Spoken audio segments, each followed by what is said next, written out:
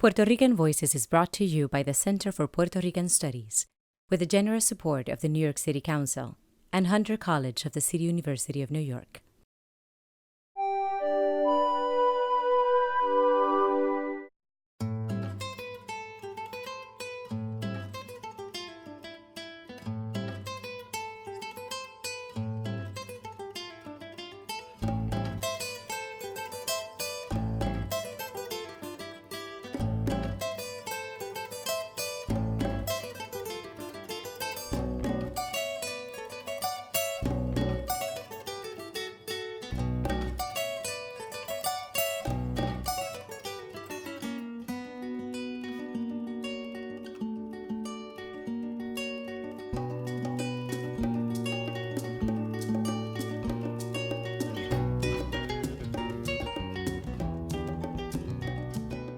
Welcome to Puerto Rican Voices. Saludos. My name is Edwin Melendez. I'm the director of the Center for Puerto Rican Studies at Hunter College, Centro. Today we're talking about the aftermath of Hurricane Maria and its effects in the housing sector in Puerto Rico. Housing was a sector highly affected by Hurricane Maria. According to studies from the Center for Puerto Rican Studies, Hurricane Maria caused major damages to over 10,000 homes. In addition to that, more than 250,000 vacant housing units existed prior to the storm. And to talk more about this topic, we have with us Limaris Albor. Limaris is the Executive Vice President and Chief Operating Officer of Acacia Network. Limaris, have you been working in housing in Puerto Rico for a long time, before and after Hurricane Maria? Gracias, yes. Acacia has been working in Puerto Rico for the past 7 years. What can you tell us about the current housing situation in Puerto Rico and Acacia's affordable housing development? The situation in Puerto Rico regarding housing has been an issue for many years, way before the Hurricane Maria. The Hurricane Maria, of course, that made things worse, especially for special populations, the seniors, for example. Acacia, Raul Rusi, the CEO of Acacia Network and the board of Acacia decided 7 years ago, when nobody was talking about going back to Puerto Rico, they decided that it was time to explore if we could contribute to Puerto Rico, and if we could partner with local people to build housing. So after many years, and after many meetings and really identifying local consultants, we were able to receive funding from the Housing Financial Authority in Puerto Rico, and we built 103 units of affordable housing for seniors. It's right now in the lease-up process, and we are looking to use this as a platform to build more senior housing in Puerto Rico. Fantastic effort. Limaris, can you tell us more about your experience in launching housing development in Puerto Rico? And what do you think is the role of the diaspora in that effort? And whether you also interacted with volunteers, and what is your experience in regard to housing development in Puerto Rico? Okay, let me tell you how Acacia does things. Raul was invited to visit Puerto Rico about 8 years ago, way before I started working at the organization. And Raul was hesitant because there is capacity in Puerto Rico. There are developers in Puerto Rico. There are people that know how to do this. So Raul felt there was no need for Acacia to go. And someone from Puerto Rico said, there is a need to partner. There is a need to bring that expertise and collaborate together. I agree. So that invitation made Raul felt, okay, as long as it's a collaboration, as long as it's a true partnership, he will invest. And he invested about $1.5 million in pre-development, which at that time, a lot of the local developers did not have the dollars, because the economy, as we know, has been very, it's been struggling for many years. So the experience was, we knocked at doors. We met with a beautiful architect firm that have done a project similar to what we wanted to do. And we started with that consultant. And let me explain to you, when we went to Puerto Rico, we did not want it to build like just a building, moving, like a high-rise building, if you will. We wanted to create a community.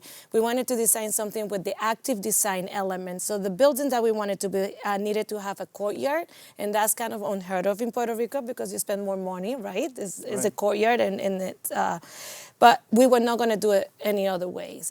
We hired the architect, and from the architect, then we found all this, like 10 consultants in Puerto Rico, and they really were the drivers. We were, if you will, we were the investors, the developers, but everything was really done and designed by local consultants.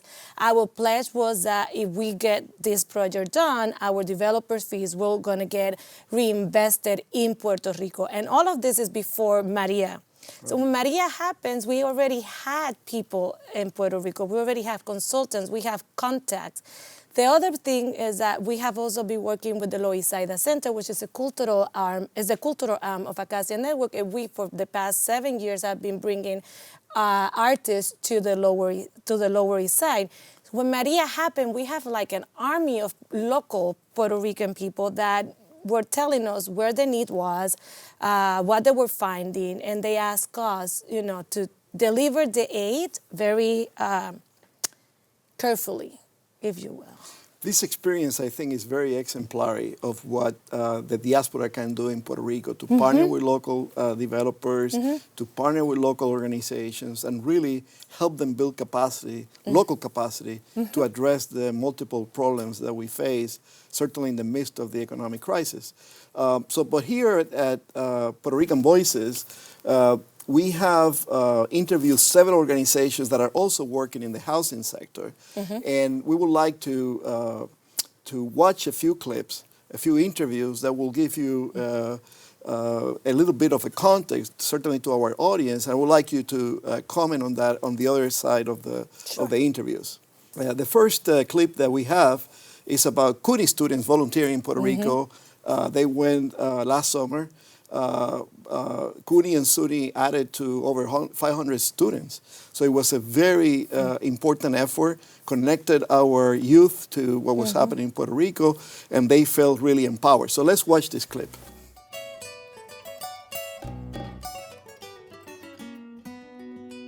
Fue una experiencia sorpresiva, destructivo total, porque en mi edad es la primera vez que pasó uno de esa categoría.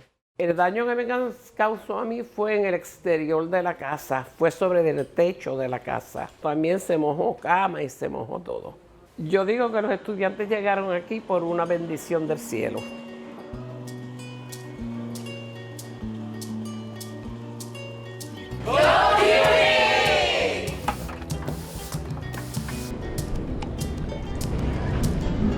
Seeing the houses, how they are right now, and the trees, it is actually worse than I thought. Well, the main task is for us to be fixing roofs. That's the main task for us. Everybody here on this particular first trip, we're supposed to be here fixing different persons' roofs. The first day, the lady downstairs, the homeowner, Doña Marta, was really excited to see us. And she wasn't expecting this many people. She was expecting like 2 or 3 people to fix her roof. When we saw this many students, she was really grateful with us. Por la mañana ellos llegan con una sonrisa en su cara, que se ven tan feliz, que se le nota la felicidad, como que se sienten bien, como que se sienten feliz, como que se sienten a tono con lo que están haciendo y dónde lo están haciendo. Nahama is the Jewish response to disaster, so we follow behind the big storms that come through different parts of the United States, and we help rebuild or do some of the repair work following those big storms. I have 19 CUNY students here with me, and they have just been so awesome. We actually have 2 days pre-training, like pre-orientation, so that way we will kind of be prepared to what we're going to and what we were going to do. We're trying to reach people that aren't being reached by other methods. A lot of the people that are receiving assistance from us maybe were denied assistance through federal means. So we're trying to reach people that really just don't have alternatives. There's a real problem down here. It's not just a few people that died, it's 4,000 people that died, and it's thousands other that got affected. Homes are really bad down here. The people are in bad shape. You know, everything looks a little bit different, and it's even more than the aesthetic of Puerto Rico. It's more about, you know, the people as well. I feel a lot of hope, but I also feel a lot of fear, and And that's why we're here, just to let people know that we're here to help them and that they're not alone. When I heard that Governor Como was putting this thing together and inviting students to come to do their part, to represent New York and to represent CUNY and SUNY, I thought it was the best idea ever. The kids are great. Lovely bunch of students, lovely, lovely. We are blessed to have these kids with us. Preparing the world.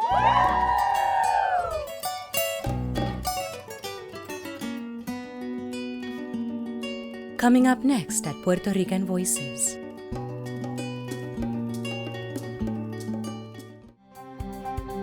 The fact that we have a Center for Puerto Rican Studies is something that you can't get anywhere else. I'd say it's probably the most important research resource for anyone learning about the diaspora. People who are passionate about our history and culture can go and learn more about who we are. Centro pinpoints and expresses what Puerto Ricans are all about, what their history is all about, their culture. As a journalist, it's very useful because it provides well-researched statistics of our communities throughout the United States. And the journal is unique in that it is the only journal that publishes research articles on the Puerto Rican experience. You can find old records, you can find old photographs, you can even find old puppets from the Pura Verpré archives. It holds our history and protects it. And without Centro, without the archives, without the library, all these materials would be in jeopardy.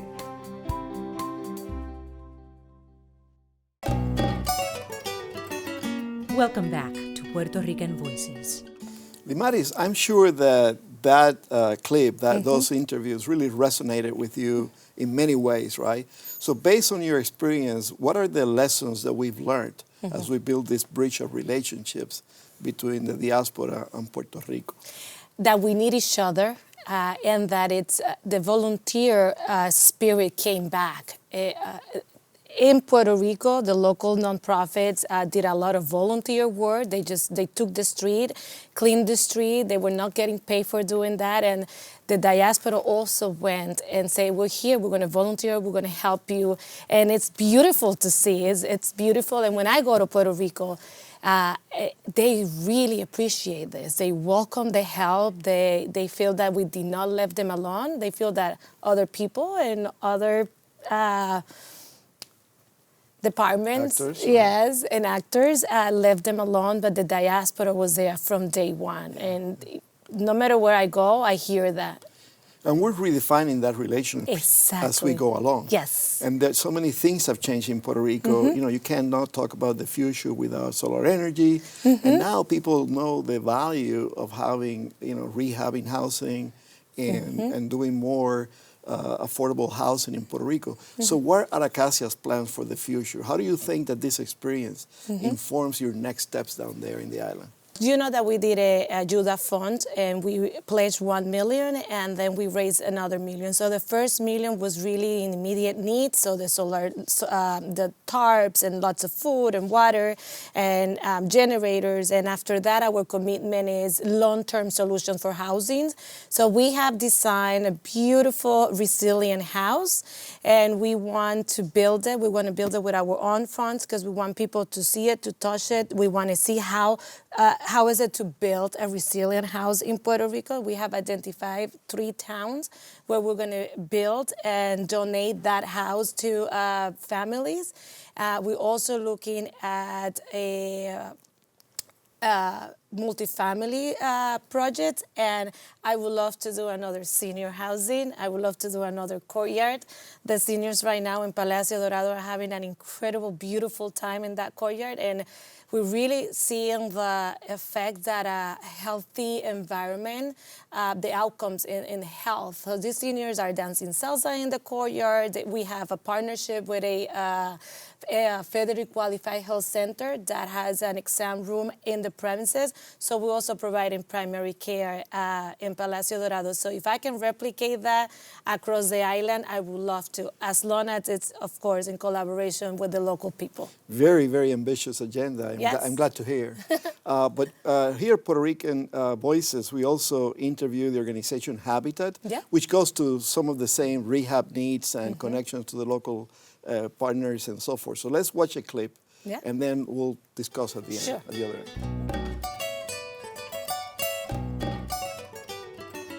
Pues Habitat for Humanity de Puerto Rico es una colaboración para poder darle la ayuda y la oportunidad de ser dueño de su propia vivienda a familias trabajadoras de escasos recursos económicos.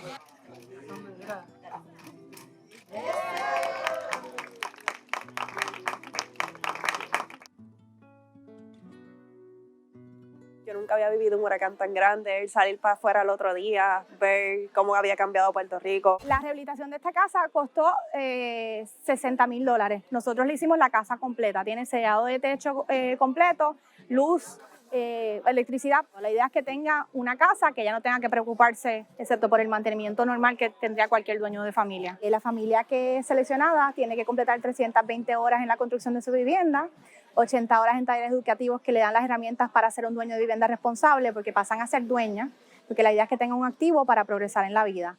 Al igual que se le ofrece una hipoteca de 25 años sin interés, los pagos, dependiendo del municipio donde está localizada la propiedad, son de $100 a $250.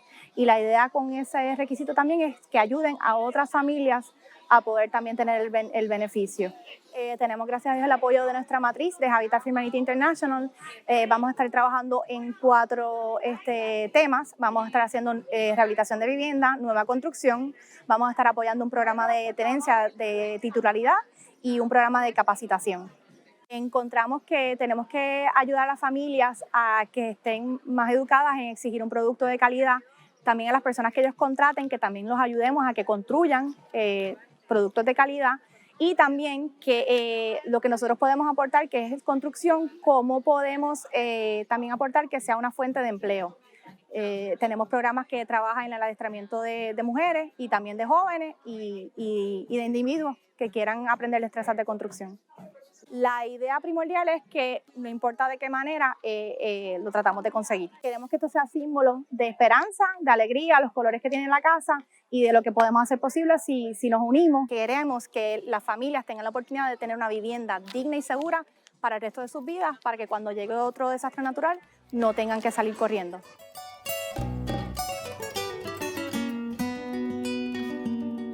Coming up next at Puerto Rican Voices.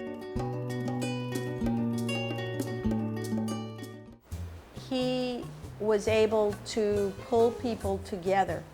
He was also one that did not focus solely on the Puerto Rican experience in New York, but made bridges to what was happening on the island, what was happening internationally. I think he got his power from being so rooted in the community. He changed the discourse. He made us talk about ourselves in broader terms.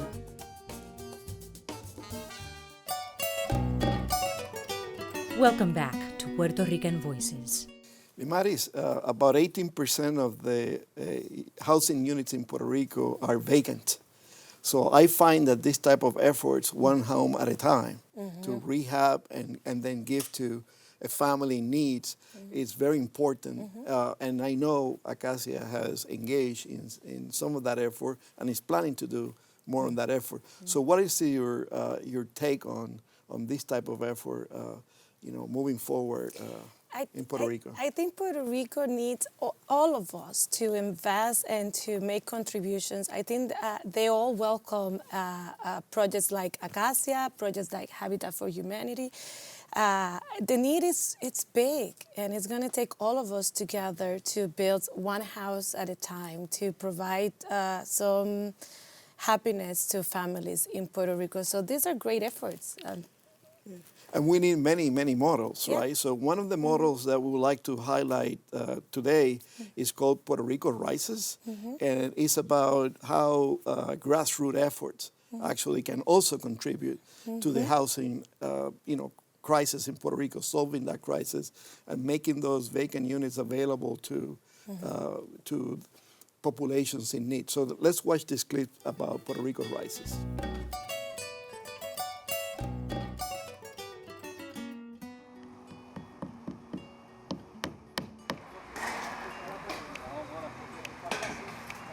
Puerto Rico Raíces empezó el día antes de Irma. Sabíamos que venía algo, o entendíamos que venía algo inminente, Así que aprovechando mi background de negocios, monté página, hice logo, creé el nombre y puse un anuncio en las redes sociales. Así que cuando llegó María, ya la mitad del proceso estaba y en cuestión de 2 o 3 días ya teníamos 35 coordinadores de ciudad en todos los Estados Unidos sirviendo de voluntarios. Puerto Rico Voices tiene 12 programas. Con tus manos es el programa que ayuda a la reconstrucción de las viviendas. Me dio miedo, ella se puso a llorar y a gritar. Yo cógelo con calma, cógelo, al ver las cosas que le están cayendo. Pues ella, estate tranquila, que vamos a salir, gracias a Dios, vamos a salir bien.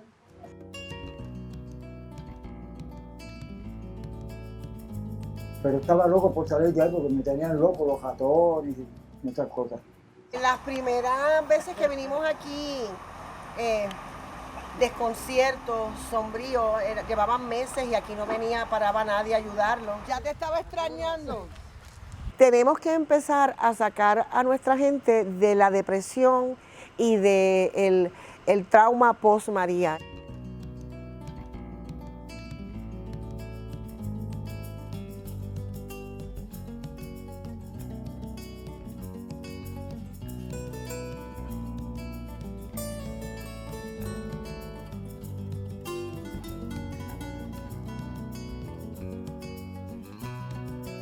Estos RVMs se montan en 25 minutos.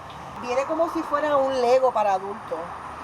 Viene por piezas y se van montando poco a poco. Aguantan vientos de 100 millas por hora. El techo son 3 capas de material ultravioleta y por la forma del techo y el material del piso, lo que está circulando alrededor es aire fresco, aire frío. Y son una excelente alternativa para las personas que no tienen un techo donde vivir ahora, son estos cuartitos solares. Nosotros estamos viviendo en la casita móvil hace 4 semanas. Los proyectos que tenemos van a tomar de 8 a 12 semanas su complexión. Una vez esté terminado, desmontamos la casita y en este caso Vicente y Carmen Victoria van a ir con nosotros a la próxima familia a entregárselo. La idea de esto es que tanto Nene como Carmen puedan ver dónde ellos estaban hace unas semanas y dónde se encuentran ahora, y eso les dé fuerza y poder de que ya lo peor pasó y que esta familia que está recibiendo de ellos pueda nutrirse, ¿no?, de las experiencias y de la anécdota de un sobreviviente anterior, que les deje saber, mira, te estoy trayendo el cuartito solar, fue mi hogar durante el tiempo que sea y vas a estar bien porque ya yo tengo mi casita, tú también vas a tener la tuya. Pero muy agradecido de ella, porque ella era la que agregó con todo.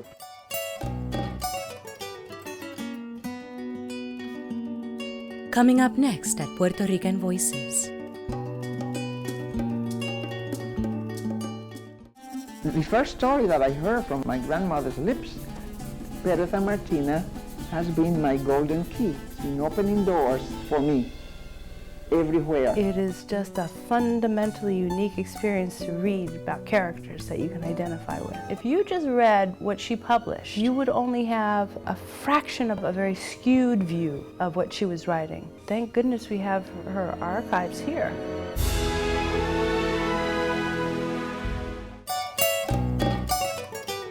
Welcome back to Puerto Rican Voices. Limaris, these examples of volunteers pretty much making a difference in Puerto Rico are very inspiring. Mm-hmm. And here you can see that is one home at a time. But this particular clip of Puerto Rico Voices, it's about the elderly population and the disadvantage that they have when they are in remote areas and so forth. So can you relate that to your experience? Yeah. I saw that across the island. It still breaks my heart. They suffer a lot. They were left alone. They did not want to leave their house, no matter how fragile that house was. That's where they raised their kids and their families. So we saw a lot of that. they did not flashes, so they were having candles. I remember having the team that we have in Puerto Rico telling them, you know, don't use candles.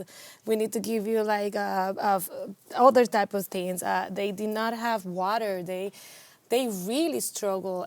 So it is beautiful to see, especially a woman that took the lead of this initiative. It's nice to see. Well, Limaris, unfortunately, we're running out of time, but I thank you so much for being here today with us. It's wonderful the work that you did as developer-in-chief down there. It's wonderful the work that Acacia did and is planning to do. And I think that that example is reflective of, you know, hundreds of organizations in the diaspora that are taking direct action to make a difference in Puerto Rico as we rebuild the island and the economy there. So we're very proud here at Puerto Rican Voices to highlight the efforts of all of you, and especially in this needed sector of housing. So thank you so much for being here today. Thank you. And to our audience, thank you for joining us today, and we hope to see you in our next episode.